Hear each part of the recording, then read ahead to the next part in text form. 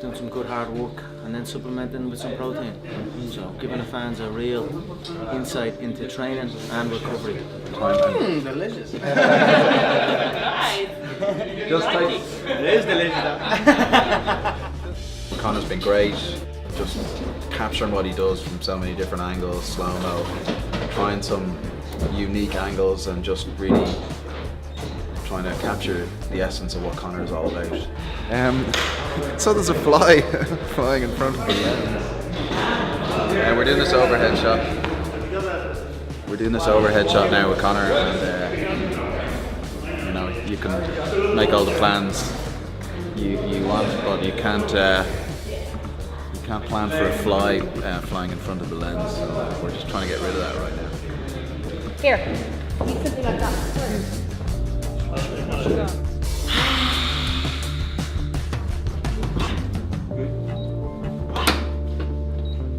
And then camera off. And right here, closer to the lens. Down.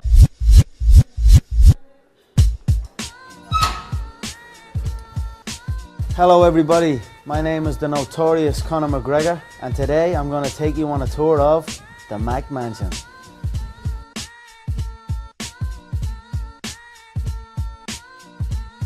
This is the kitchen, my favourite part. That's the pantry, yeah? I never knew what a pantry was until I came here. We don't have pantries back home. Fridge, of course. Let's see what's in the fridge. Good quality meats. Good green veg. Eggs. Some salmon. We're all eating good here. What I done was I wrote out some rules. I'll actually get you the rules. Hang on. The Mac Mansion house rules. Rule number 1. Don't talk about Fight Club. Rule 5. This is the rule that is to do with the fridge. No processed sugars, treats, desserts. But I don't want to come down here and open up my fridge and see a big cake staring at my face and then tempt me, because then I'll eat the whole damn thing, you know what I mean? You come up, we head to the games room. Nice spiral stairs. This is the games room. If there's any fights or anything on, you're banging on up there. Poker table. Master bedroom's filthy, but my lady is gone, otherwise it would have been spotless. This is the master bathroom. Big shower. His and hers. Sinks. There's his and hers bathrooms. My bathroom in there has a urinal. Sauna here. Walk-in wardrobe. I'm probably just gonna train in it. After the fight, maybe wreck the place. Big after party here, I'd imagine. Have it all set up. And then bounce. Go somewhere else. It just made sense to me. And plus, who doesn't want to live here throughout the summer with their teammates and learn and train and have fun and relax? It seems like a holiday to me at the same time, you know what I mean? It's right to go over there, across that way to that MGM, take what's mine, take my belt. So that's what will happen. Okay everybody, that was your tour of the Mac Mansion. So I will show you the exit. You don't have to go home. You have to get the hell out of here. So thank you so much.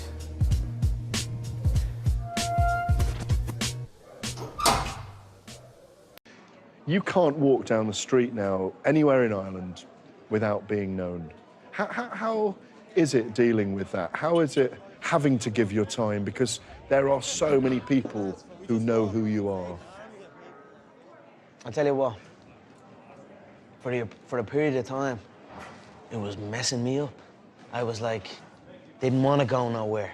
You know, not that I didn't want to go nowhere, but I just was like, it was always, it's an event to go somewhere. I can't just go somewhere and do something, and now I don't give it. Now I am going places, you know what I mean? Like when I was in LA and when I was in Vegas and we were planning on coming back and saying, right, this is gonna be insane coming back. I need to figure out how I'm gonna come back. And then I'm thinking, oh, it's gonna be too heavy. I can't come here and train, fight camp, and it's just gonna be too, like I'm in a fishbowl or something. Then I came back and I was like, I love this place. This is my home. When I walk into the gym, there's a lot of kids, a lot of things I have to sign, and people ask me to sign, take pictures. But that's okay. I help build that gym. I help build that place to what it is. That is my home. I feel comfortable in there, no matter what like people will be sitting there videoing me, or I see that sometimes. I'm just sitting there and eating food, and I see a guy holding the camera like that, trying not to make eye contact with me, but he's videoing me eating food. And before I'd be like, I can't. That freaks me out. But now I'm cool with it. It's okay. It's Are they a all good positives? problem. Is they all Yeah, positives, really? Yeah, it is all. I mean, not everyone's positive. Not everyone's. You know what I mean? Not everyone's happy to see a man succeed. As wrong as that is, but not everyone is happy to see another man succeed.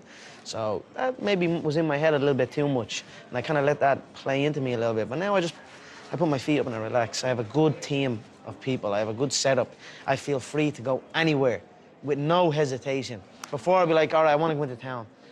I'd be like, you know what I mean? It's a bit too, am I ready to be, some people just drag out you and just, you know what I mean? Then that's a little bit heavy, but it's not too bad. People are understanding. Most are fans, you know what I mean? That's a great thing to walk down the street and see a little kid and he's a fan and he's shaking. And the other day we were in Nando's eating food and there was a girl sitting right there and I just turned around, she's bawling, crying. Like literally in tears, crying. Like I was something from One Direction or something. So it's good, it's a good feeling, you know what I mean? So I tell myself it's a good feeling and it is a good feeling.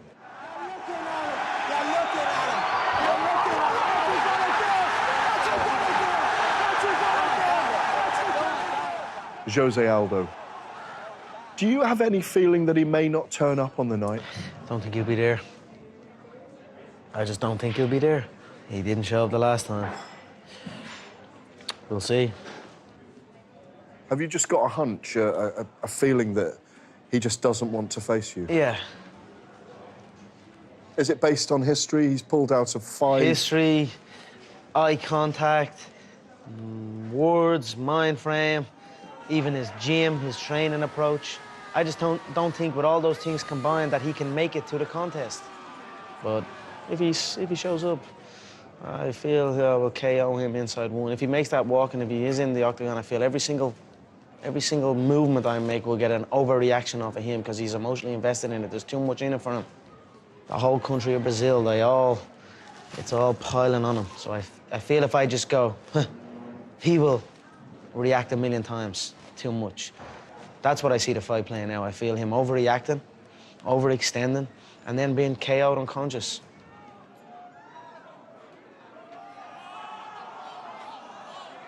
You're not the champion yet. I am the champion. Well, you're actually the interim title holder at the moment. I'm a 3-time world champion. At the moment, you're the interim featherweight champion, and at the moment, he holds the belts. At the moment, I'm the Cage Warriors World Featherweight Champion. I'm the Cage Warriors World Lightweight Champion. I'm the UFC 145-pound Featherweight World Champion. But when you beat Jose, you become the unified champion. Mm-hmm. Okay, he has one, I have one. You're only as good as your last one. His last one. 15 months ago. Who's the champion? Who's the champion there? So, interim. Take that interim out of there. There ain't no interim in this. I'm a world champion. He's a world champion. We're gonna find out who's the unified world champion. Don't put interim in there, I don't like that. Reebok sent a load of gear over and I said interim. So what the f is that interim doing? I'm like, I showed up, he did not. Look into my eyes, little man. Little Brazilian. Ooh, vamos here. What happens if you do lose to Jose Aldo? That is not in the equation. That does not process in my brain for 1 second. Can you not allow yourself then as a fighter to go into that? I could try, yeah, but it wouldn't happen. It wouldn't even happen. I couldn't even try and feel that if I tried my best. It's not gonna happen. Is there like a safe that's in your brain that's locked and it just doesn't open that door? I don't know. I'm not a neurologist. I'm not a neurologist. I just cannot see it. I cannot feel it. So. It's fascinating that there isn't a chink of doubts, a chink of light that allows doubt into your mind over those things. Where does that come from, Conor? Know, just from what I see, what I feel, what I know. And presumably all the hard work you put in that we don't see behind the scenes as well, Pete. I feel I'm only warming up. But on December the 12th, in the evening, when we're all leaving the arena, and we're coming to see you at the press conference, what are we going to be saying and what are you going to be saying? You know what you're going to be seeing? Something nice. Something nice material. And where's it going to be? What do you mean, where's it going to be? Where's the material going to be? I mean, I'm draped around me. Fitted perfectly. What's going to be around your waist? You're going to see the belt right there, right on the stage. You're going to see a banged-up Brazilian. Hopefully we see that. Could be somebody else. But you'll see me there with a gold belt, a brand new custom-made suit, and a smile on my face. As I went on, the amount of media obligations, the amount of times I felt like I was a monkey in the zoo, locked in a cage, and they feed me a banana and tell me to dance. So I overcame a lot of adversity and a lot of hard work to get to that octagon. And then you're talking what it was. You're talking of the arena. You're talking of the weigh-ins the day before, the amount of people that came out and traveled. Like I said, post-fight, that stands to me, Gareth. I'd never, ever forget that. I'm grateful for every single person that's been supporting me on this journey. And then the gold belt, the real check. Now it's the real check. The rest aren't real checks. This is the one where I can do what I've been dreaming of doing, giving back to the people who have given so much to me. That is why the emotion came out of me. I know you lived with Mum and Dad for a long time. You're very, very close-knit family. There's a lot of love in your family. You know, you're the apple of their eye, I mean, of your whole family. I understand that you gave back to them after your last fight as well. In my home, like many other homes in Ireland, the real stress and the real fights come from the mortgage, come from the stress of home. A lot of people are getting evicted from their homes around here. So that's something that I've grew up with. That was a big stress in my family. It caused a lot of stress, so I just wanted to give it back and help out and just do that. And just, my mother and father are still young. Now they have their feet up, they can relax, they are in a new place, so it's good. That's something I always dreamed of. I always visualized what giving would feel like, given to people who have given to me, what that would feel like. I always dreamed of just showing up one day and be like, here. There's not a day that I wake up and do not pinch myself and be grateful for everything in my life. You ask Conor McGregor and he'll tell you he was destined to be the best fighter in the UFC. I knew everything would happen. You always hear, I cannot believe it, I can't believe it, but I could believe it and I did believe it, so that's why it happened. In fact, bang in the middle of Dana and Lorenzo's office. You know, Dana's office is there, Lorenzo's office is there, and my office will be bang in the middle. growing up in Dublin, a big office wasn't in his plans. He was more concerned about taking out the bully on the block. There was many times where I fought, and there was many times where I backed down. So I was no different than any young kid. Sometimes you win, sometimes you lose. McGregor started boxing as a teenager and quickly moved into mixed martial arts. He witnessed his first UFC fight in 2009 and said, "That's what I want to do." He quickly rose up the ranks and found himself in the UFC and hasn't looked back. His last loss was in Ireland in 2010. As one of the two biggest stars in the sport, I asked Conor who would be most proud of his accomplishments, his father or his mother. I think they're both equally proud of me. I mean, to see their son achieve their dreams, they're both big fans of what's happening here. My father is a big fan of the sport since he saw my success, and you know, he showed up at every fight. And then my mother has, I could be doing anything and my mother would have my back. 27 years old and living the life he always dreamed. His fans call him the Celtic Tiger or the Irish Ali. They even say the UFC stands for United for Conor. This story has never been told before. There has never been another man in this position, even in this sport. You know, before me, no one had a registered a win inside the octagon, let alone headline events, let alone win world titles. So, coming off his knockout win over Mendez, the featherweight finally gets his chance to fight champion Jose Aldo in UFC 194. It'll take place in December in Las Vegas. Conor is already a 2-1 favorite. What else can I say? He went running. Now he claims he's back. We'll see. I'll be there like I was there July 11th.